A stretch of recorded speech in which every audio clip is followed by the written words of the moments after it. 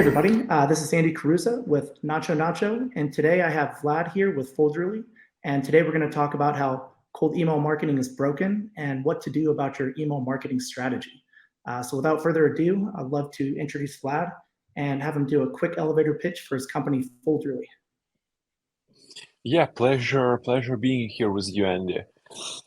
So, in a nutshell, imagine the process where the mailman knocks on your doorstep and you pass your email right to his hands, and after he deliver it right away to your client's hands.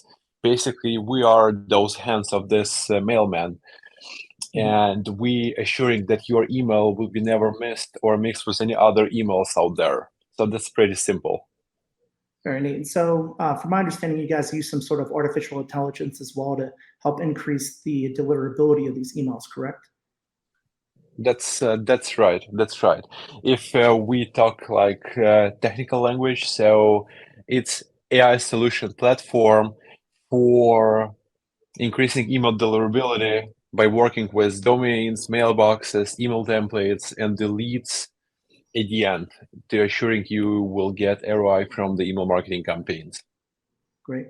So does it kind of check with these different with the domain servers, mail servers, to make sure that your domain's actually not getting blacklisted and things like that? Yeah, that's one of the solutions within the Polyjury. And again, since it's solution platform, we have a bunch of solutions working with each and every entity out there, like with the domains, working with integration with Cloudflare, GoDaddy, working with all those SPF, the Mark, the KM, BB records, making sure that everything's set right and you're getting the insights from all of those records. And solutions like for monitoring your mailbox, fixing the email content based on our email content knowledge there, and fixing all those problems within one click inside of Foldrily. People like easy these days, hence the rise of AI, which has been quite the buzzword lately. How do you see artificial intelligence being used for marketing strategies going forward, aside from just the cold email marketing that you guys are doing?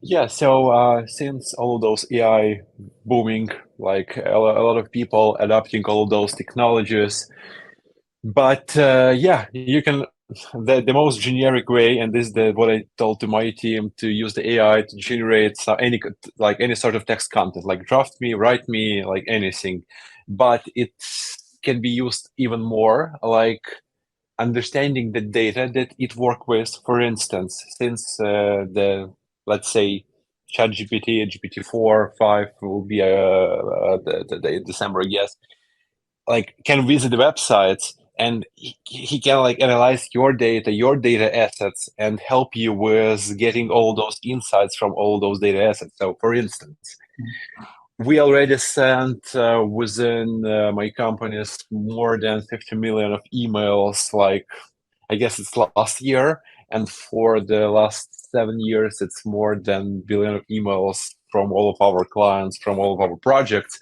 and we can like utilize the narrow language model, AI, machine learning processes in order to get the insights from all of those emails, like what kind of word works like the best for this geography, or what kind of CTA can I choose for this like state, industry, or whatever. And this is the good use case for the AI, not just draft me email sequence and you just copy paste it and hit the press, like hit the send button. Yeah.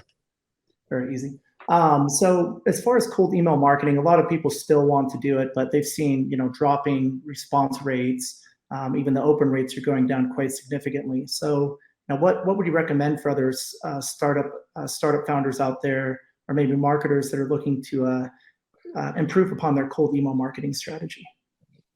Yeah, the first thing is to not to treat email marketing as a like casual process, like just like upload the leads, write down some hi, hope you are doing well email, hit the send button, and try to get the reply. So this is not how it works in nowadays, and this really tough and technical process where you need to understand what domain zone you are at with your domain. Is it .com or is it .ai or whatever other like first level domain zone? You need to understand what leads and work with your list hygiene, like avoid all those bounces, work with the data that freshly created, freshly added, and you 100% sure that those emails are exist. In terms of the email content, you should avoid any attachments, avoid the spam words, avoid like keep it straight, simple, 1, 2 sentences. You want to talk with someone for some reason, and you will have more success when you are like write down all those long reads with PDFs, one pagers, which just doesn't work, and no one needs to like read it or see it over the inbox. Yeah, yeah. A lot of people, they love talking about themselves in their email, right? But so you recommend actually very short emails just to kind of elicit a response, and then once you get a conversation going with the lead, you can take that offline into an actual meeting. Yeah, that's true. And for the fact, you can send more and more heavy materials like the PDFs. And I strongly suggest to utilize the Google Drive, putting your PDF there, sending the Google Drive link. If you're using Gmail, it will be just a link and no attachments. But since this is the one ecosystem, it will be looks like from the recipient standpoint as an attachment. So it's one of the tricks that people using for like second, third email in the sequence. Yep. And a lot of it comes up. People ask how many emails is too many to send to a cold prospect that hasn't responded yet. So the gold standard is 4 or 5 email sequence with re-engagement campaign within 1 to 2 months after the initial campaign. Mm-hmm. But again, it's only if we're speaking of like cold email marketing campaign. There is always nurturing, the like newsletters, which is like everyone bombard everyone like with hundreds of them. But if we're talking with like wasn't the cold outreach, it's 4 or 5 with the cool downing like for 2 months. Good point. And what about volume? So I know a lot of domains can get flagged pretty quickly if you're sending too many emails per day. The mail server is going to pick that up and start to flag you as spam. What are your recommendations there? That's true, and I'm strongly suggest if you are wanting to utilize the like email acquisition channel for yourself or with cold email outreach and getting those cheap leads for you need to split your volumes like across like 10 mailboxes. And when I'm speaking of like splitting the volumes, I mean that you need to send around 200, 300 email tops for each mailbox with approximately 100 to 100-second delay between emails. And it's rather to create more mailboxes than increase the volumes or decrease volumes. So you better to have 50, 100 mailboxes that's sending 200 emails per mailbox, but not the only one mailbox that's sending 1 million emails blasting without any delay, because you end up in blacklist. It's the best case scenario. Yep, and never use your primary domain too. That's true for some cases, and I'm seeing that more and more of our clients using the main domain because it's more it having more credibility, but they should consist all of those rules before doing this. Otherwise, they will destroy the domain. Yeah, it's very risky, but yeah, if it's coming from your actual domain, it could tend to perform better, but there's a lot of rules that you have to follow first. I get a question actually from the audience. How do you feel about AI for first-line generators for cold email? Is AI effective enough to be able to write these subject lines and the initial line in the email and actually resonate with their audience, or does it turn people off? That's a good question. So people don't understand rather that AI or intelligent email template writer seeing your like 100 years in like copywriting, and with the ChatGPT 4's version, and if you like give them the right prompt, like I want to act you as email marketer with experience, depending on this and this and this and this input, it really generates good emails. Like really, like you can even though generate entire email marketing campaign with it. So we using it to rewrite our emails and get more variations of the emails. So we have our own template email content writing department, and they're utilizing this solution for automation of their work, or helping them with the ideas, which is one of the best use cases for GPT and any other NLPs there. Yep. And you mentioned variation, which is important for cold outbound campaigns too, right? Not just from A/B testing, but avoiding those spam filters by not having a million of the same messages going out over and over again. Is that right? Yeah, the best use case, and from our experience, it's better to change your email copy like once per month, I guess. And before you go with a working email campaign, it's better to create A/B testing, like having few sets of sequences, understands which perform better, and then you have it like set for the month. But after the month, it's better to change it, because there is the thing that content can be like marked as spam by those systems on the back end. Yep, makes sense. So where do you see email marketing evolving, especially cold email marketing evolving over the next year? Obviously, AI is going to play a big part in that and some of the work that you guys are doing. But do you see anything else kind of coming up over the next year or two?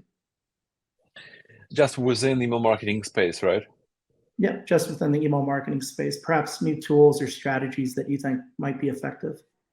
Yeah, so to be honest, I don't know who will read all of those AI-generated templates, emails, or like I guess another AI who will read and summarize all those emails that came to your mailbox at some point.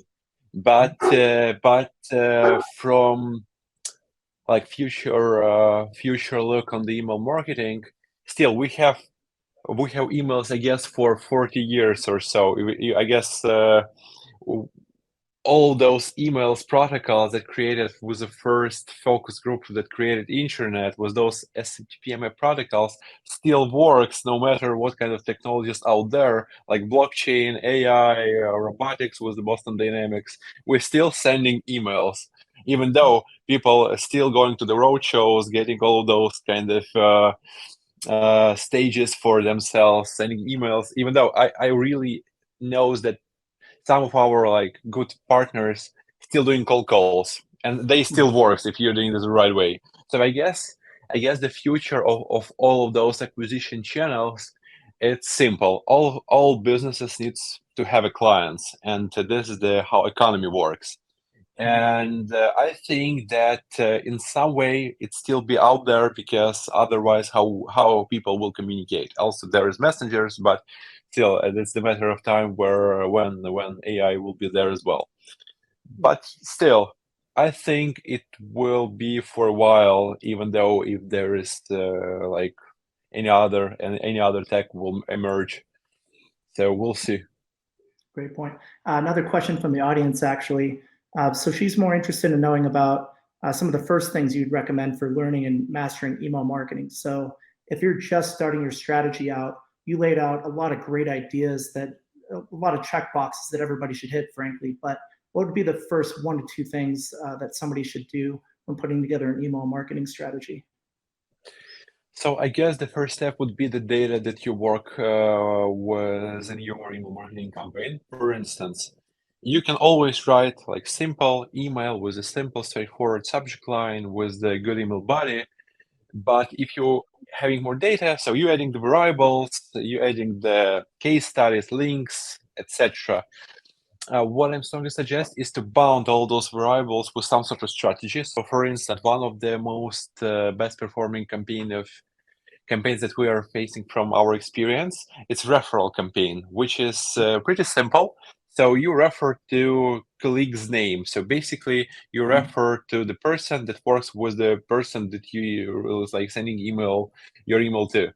So it's you or John, for instance, and the person said, "It's me. I'm responsible for email marketing," and it's the hook that people are using to talk, schedule meetings, etc. And this is the one good like example how to utilize the data that you can gather just from the LinkedIn or like just doing this by doing simple research. Or I really suggest to try to find out creative way to get to your clients. So imagine that all of those people that you're sending email to getting 50 emails per day. So even though I'm getting like 200 of those emails on my primarily like work email, and I'm like just shortlisting them on the subject line and the first like few words. So is it I hope you're doing well, or is it something interesting that pulls my attention up? And yeah, that's pretty simple. Imagine that you are finding not for the responses, but for the visibility within the inbox, because the email marketing so slammed. There's almost 400 billion of emails sent on a daily basis, and imagine 60% of those emails end up in spam. That's a fantastic number.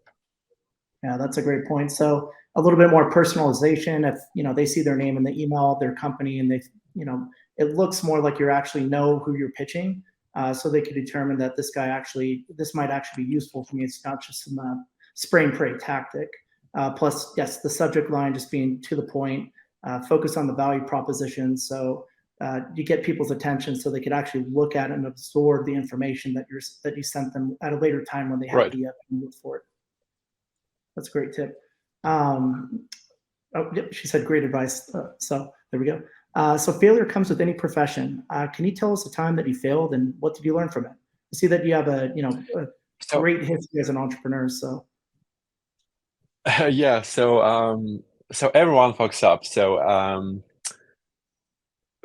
it's really simple. So when I starting to doing all of those stuff with email marketing, I'm basically messed up with variables, sending email hi first name to 10,000 people, and speaking with those responses, like they answered me hi first name, like I'm within the company responsible for this and this, all variables, not the actual company or actual names. Just be like pay attention to what you're doing, and not try to not to like do it in some sort of hurry on, like try to like check everything, pay like really a lot of attention to what are you like sending to, what kind of data you have. Like you just need to be sure that everything is like set and like work on for you, and you wouldn't work with any consequences of like just sending the bad emails. That's I guess each and every email marketer messed up with all of those. So that's the one of the fails, but it's like kid fail. I can say that like the bigger fail, it's about working with, and it's not the fail, it's just an unpredictable thing that happens. So the reason why we created Folgerly, it's because our primarily company Belkins, which is B2B sales agency, and our bread and butter is email marketing there. Like I guess 2-3 years ago, we had 1,000 mailboxes that we work with on a daily basis, and all those mailboxes went to spam, like for no reason. Like I really got like 80-90% of open rates, really those huge replay rates, like 30-40%, and just on the typical Monday, I'm seeing that it's 10% open rate, no one like responding to you, and this is total hell. And I'm just really like was so frustrated, so didn't know what I can do and how to fix all of those. And they speak about like that I told before about the causality of the process. So it's not that simple with email marketing, and you need to pay attention to all those technical setup, all of those tools that you're using, and pay attention to your reputation, your mailboxes, how to send your emails, what kind of limits I can use, splitting those limits across the mailboxes, use the right content, use the right fresh leads, list hygiene, etc. So this complex problem, and we like personally, I figured out how to fix this, and we was back on track, and a lot of our clients started to ask how to do so, and this is the reason why we created Folgerly as a product, not service. It's a great starting story. Yeah, it's the details really matter, right? And you just have to check all those boxes and keep just improving upon your methods, because we all, in any profession, we all start out failing a little bit, and we just get a little bit better over time, right? So if you always have that mindset on constant improvement, you could actually get to where you're trying to go. That's like 100% truth. So how long has Forderly been around for? Like 2 years. It's already for like on the market 2 years, and we're doing pretty well. But there's the problem with Foldrily that's a really technical, hard product because we rely on a lot of integrations and we work with US technologies, and there's a lot of tools within Foldrily that we're building at the same time. So the team like scaling really fast. Mhm. So yeah. So what kind of challenges are you facing there as a company? I mean, I'm sure scale, adding more people, continuing to build around the culture is kind of one of your main key areas of concern now. Anything else? Yeah, choose the right architecture for your product from the very beginning. And I'm strongly suggest to at least speak to someone like if you don't have a CTO, chief technology officer, or chief architect, just find someone who can advise you on the entire architecture, because you like everyone started with a monolith architecture, which is like one tool, and it's hard to support it, maintain it. And we since Folgel is only 2 years old, the 1 year we built the monolith, and Mhm. another year we're migrating to microservices, splitting all those functions to microservices in order to have better scalability. And it's just the thing that if you're building hard product, you need to understand your like roadmap and the entire process architecture before jumping in, because it can like be really hard to implement, hard to develop, and you will require a lot of people. Yep, So it's hard to that's change things. more than advice. Yep, it's hard to backtrack later and change everything. It's like the foundation of a house, That's right? that's true. So if you have a good foundation, you can build upon it. If you don't like one wall, you can tear it down. But if you have to start over from the beginning, the whole thing's coming down. Yeah, that's true. And one more thing that not challenging, but maybe you will count it as advice. So we're bootstrapping. We're not raising any money with Yep. all of my companies because we can do it by ourselves. And since all those like economic downturn, recession, the VC's money is really expensive. Like you need to pay double equity or so. So try to bootstrap as long as possible, because you end up with a better situation no matter what kind of economic conditions out there. Yep. Especially at the beginning too. Don't take money if you don't need it until you have a strong product market fit and some good traction metrics to actually validate the valuation that you're trying to raise at. Because otherwise, even if you have a great idea and investors want to put in money, they could take a big chunk of your company, and that adds up every round as your company continues to grow. Yeah, yeah, totally agree on that. So you mentioned a future roadmap. So I guess what other exciting features does Folderly have coming out next?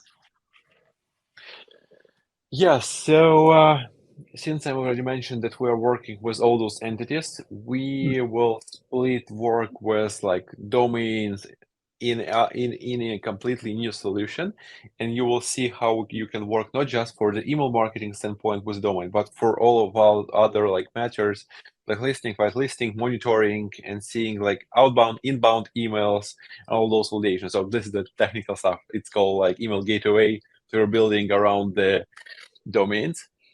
And the long term goal with the poll Julie is to not to be an outreach tool or send emails. We basically on the email acquisition side, not on the email like send side. We're not like outreach or Mailchimp or all those tools. We're on the technical side, and our goal is to make sure that your emails, your domains, your mailboxes will work. So we will continue to develop tools around the email marketing channel, and Folger will be a one-stop shop with all those email marketing solutions for sales and marketing people to like fix, monitor, and get like all those problems done, because it's not that obvious that can like have a like first look, because it's real technical, and if you're messed it up with all of those, you will face some sort of consequences that you need to migrate to another domain, or you waste your leads. This is the minimal thing that you will end up with. But the most expensive that I already saw, that people that have like 3-4 letters domain.com, which has cost like at least 10 grand, end up in spam no matter what they do, because they send bulk of 10 million of emails to their signups or newsletters.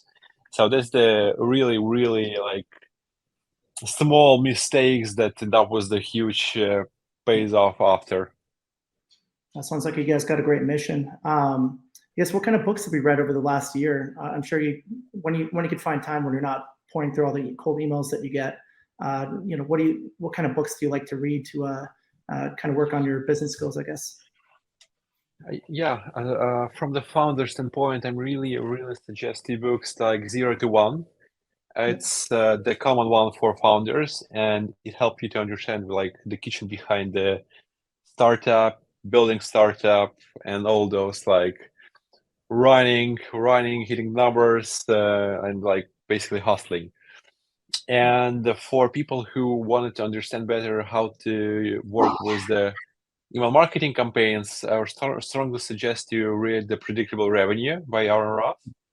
So it's like the sales BDR, SDR Bible, and it's like it's the nature of the process that's on the market for the while, so you can get the best practices out there, but still it's a bit outdated, and you need to work on your creativity, utilize and adapt new tools, and be efficient with your time, because there is all those tools that emerging for your help, not just for like I don't know, for bringing the harm or any other thing. So I'm on the technology agnostic, so looking for the great technologists out there. Yep. Yeah, there's a lot of new ones coming out time and again, especially with AI. There's a lot of new applications this year, so we're in definitely an exciting time for the technology industry. I guess one thing that potential customers should know about Folderly, for why they should choose your platform over, say, another tool that might be out there. Yeah, so that's simple question with simple answers. So Folderly actually works and actually solve all those problems, because we do not doing this layered connection to those entities like domains, mailboxes, ESPs, SMTP, IMAP. We're using the API, and at the end we actually give you the result. So this is the most thing that people facing with email deliverability. So there is a lot of tools that like costs less and give the visibility of what kind of happening with your mailbox, but all of them never work. And again, a lot of people that utilizing different outreach solutions, and it's including like Outreach, SendGrid, SalesLoft, Marketer, MailChimp, Reply, and hundreds of them, clients of Folderly, because we know how to make all those tools work for you.